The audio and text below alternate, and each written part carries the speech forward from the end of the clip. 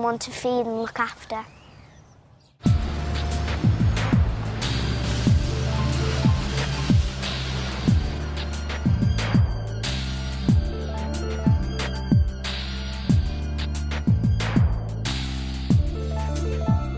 As Rachel reaches the 3-month mark, she's adjusting to the idea that this pregnancy may succeed.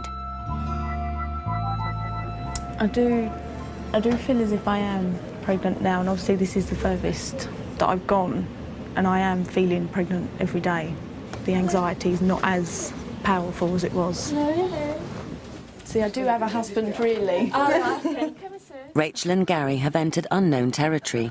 At 13 weeks, this pregnancy has lasted 2 weeks longer than ever before. From the beginning of the second trimester of pregnancy, there are a variety of things that could disrupt the placenta's function. There could be immune factors that attack the placenta. There could be blood clots deposited within the placental blood vessels. And of course, we mustn't forget that even at later stages in pregnancy, there may be chromosomal or genetic factors that suddenly kick in and mean that that pregnancy can no longer continue to develop.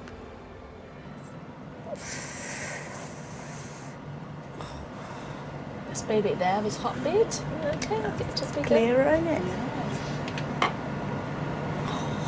Lift your hands What's that up there? Yeah, the arm and the hand up, yes. The whole of the rest of the pregnancy is about maturing the organs and further growth. And of course, all of this is dependent on having a functioning placenta. Rachel has reached a major landmark in her pregnancy, and her symptoms are getting stronger by the day. Gather you're feeling a bit sick. A bit. It's good. I'm happy. Senior Registrar Gavin Sachs is pleased with her progress. It's grown exactly how we were expecting it to in the last week. You saw the heartbeat. So, we'll probably have to move you to the antenatal clinic. Fantastic. Okay. We're going to give you an official graduation from this clinic. Why can't I feel better for this special day? Pregnancy is pregnancy, isn't it? You'll probably feel even worse later on. That for us was such a milestone to get to, something that we'd never got to before, and to be there, it just felt so good. And then we just went home normally and went out for dinner, didn't we? And then I watched DVD and went to bed. Don't talk about it. You don't want to talk about it? You can talk about it. She'd woke up during the night and she had bad pains. She went back to sleep, woke up again about 4:30, and it had been like someone come in the bed and cut her throat. There was that much blood, just everywhere, just blood. And that's it. Our immediate reaction was we looked at each other and just started crying and held each other. No one needed to say anything. And at that time, you're kind of just thinking, right, OK, I need to plan now what's going to happen with work, what I've got ahead the rest of the year to kind of get you through it. And then you've got to kind of think, oh, how many people had you told that you've got to tell? Just planning all that out. We phoned up St Mary's and they said, come straight up there. We didn't even hang about too long, did we, at St Mary's to get scanned straight in there. Despite the bleeding, the scan shows that the baby is alive. Rachel and Gary need Gavin Sachs to explain what is happening. So, Rachel, I hear you've had some bleeding. I'm sure it was very scary, but the scan you've had today shows everything's okay. So the heartbeat is there, it's still in the right place, etc.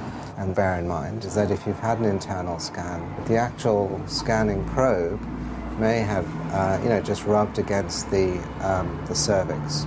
It can often bleed quite easily, in fact. I'm glad there is a possible explanation, which has nothing to do with the pregnancy miscarrying. Okay, well done. Listen, it's good. It's good news, okay? Many pregnancies bleed like this and carry on. So you have to be reassured, because that is the ultimate thing, is what's on the scan. When we did find out that everything was okay, it was so out of the ordinary because that had never ever happened. It just didn't seem right. It didn't seem as if it was happening to us. I think positive. I think like everything will be all right and we'll have a baby this time next year. But Rachel can't. Rachel can't see it. Rachel don't let herself imagine things like that.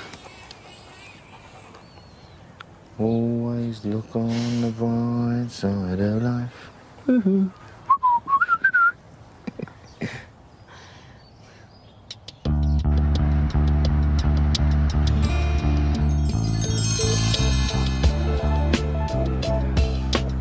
With only a few specialist miscarriage centres in the UK, patients like Naomi and Paul Osborne may wait several months to be referred. Receive that calling from the recurrent miscarriage clinic. When they first get in contact with you and say, right, your appointment's in 3 months, you think, oh, hold on a minute, what about next Thursday or something like that? But you don't realise, you think, God, they must be busy for a 3-month appointment. And you think if you have to have 3 miscarriages, there must be an awful lot of people out there miscarrying.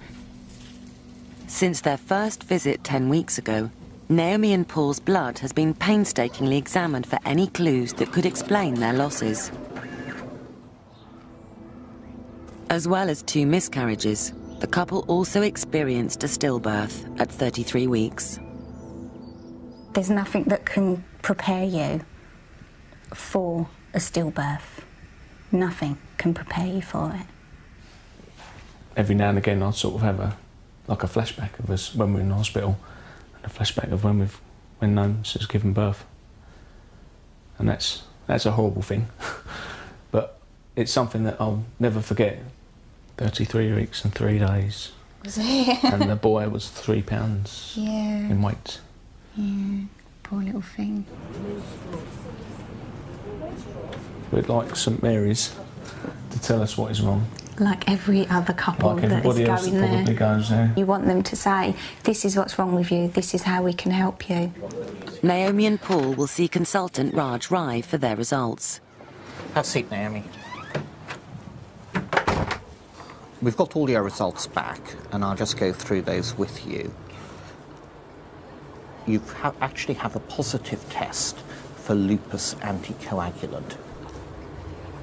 It's an antibody, which we find in 1 in 7 women. But if a woman has it, and you certainly have it, that's associated with a very high risk of miscarriage.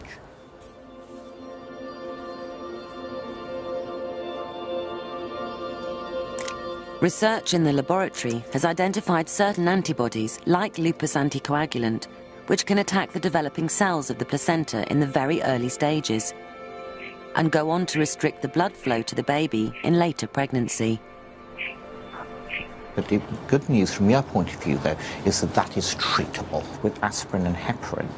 So if this is lupus anticoagulant and this is heparin, heparin actually binds to it. And by binding to it, it neutralizes it. And with treatment, that really transforms your chances, about a 70% chance of a future successful pregnancy. Ideally, we should start treatment with a positive pregnancy test. Scan you. I did a and pregnancy check your test blood test. You this did, morning. Regan. Oh, right. There were 2 lines, but it was very faint. Okay. So if you have the 2 lines, you are pregnant. We'll start you on the aspirin and the heparin today. okay. Aspirin is given to thin the blood and prevent clots. Now I'm going to show you what the injection looks like. Daily injections of heparin should prevent the antibodies Naomi is carrying from attacking the placenta and also thin her blood to help it flow freely to her baby as it grows. Remove, keep your ridge of skin and remove. And I'll take the tool. Antiphospholipid antibody syndrome. I have antiphospholipid antibody syndrome. Basically means that my body doesn't recognise my own cells and it attacks them, which is why I get clotting and stuff like that. What you like? I know. God. I know. Oh, good. At least I got something. I know it sounds weird. You have to make a joke out of it because it's just. I bet you got your Cathedral City for you and didn't get me any. Like I always do. At 20 weeks, Rachel is halfway through her pregnancy and twice as far as she's ever got before. She's getting a little bit of a belly, and it's a pregnancy belly, and it's quite nice actually. It's quite nice to feel that actually lay next to her and feel her belly, not sexually, but just feel her belly and just feel her next to me. When I go to the antenatal clinic, it's very I wouldn't say scary, very daunting, because all the women there just seem so huge.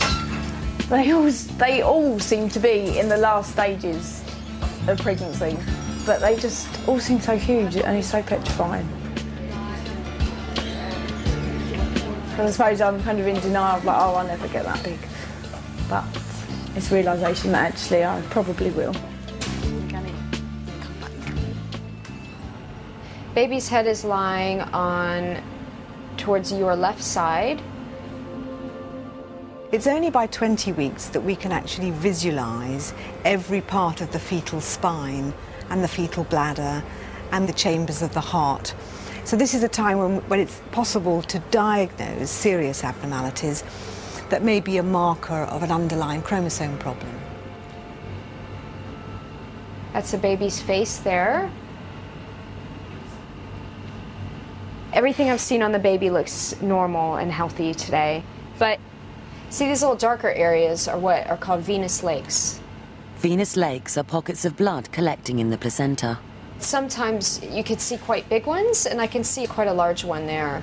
But it's very eye-catching, and I just want to have it looked at, and it's better to be safe. The pockets of blood remind Rachel of the heavy bleeding she suffered earlier. But Raj Rai has seen this happen before. Blood collects in the placenta because during implantation, the embryo literally has to invade, destroy the mother's blood vessels. So the venous lakes occur when this process of invasion of the mother's blood vessels has been inadequate. So what we have to do really is keep a close eye on the growth of the baby and on your blood pressure. Thank you. Just want to be normal. Everything else. As I said, I think what just alerts us is just to be a little more cautious. Yeah. Can I help you? What area do you live